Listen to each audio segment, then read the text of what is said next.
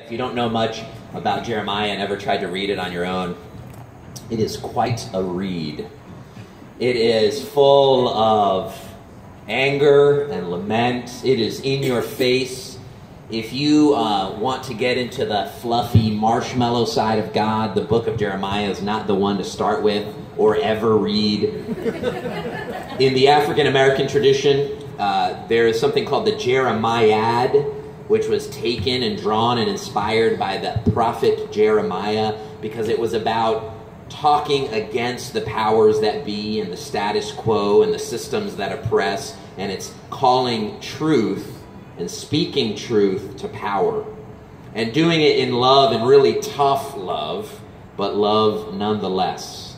So I hope in that context you might re-engage with the book of Jeremiah and be called out. Join me in being called out by the prophet Jeremiah in the ways that we get it wrong and the ways that we miss the mark. So listen now for this scripture from Jeremiah 29. This is what the Lord Almighty, the God of Israel, says to all those I carried into exile from Jerusalem to Babylon. Build houses and settle down.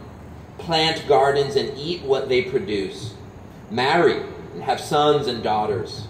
Find wives for your sons and give your daughters in marriage so that they too may have sons and daughters. Increase in number there, do not decrease. Also seek the peace and prosperity of the city to which I have carried you into exile. Pray to the Lord for it, because if it prospers, you too will prosper. This is the word of the Lord. Thanks be to God. So friends, I've got to tell you, does anyone ever do any Facebook stalking? By any chance? It's all right. We're going to confess later on in the service.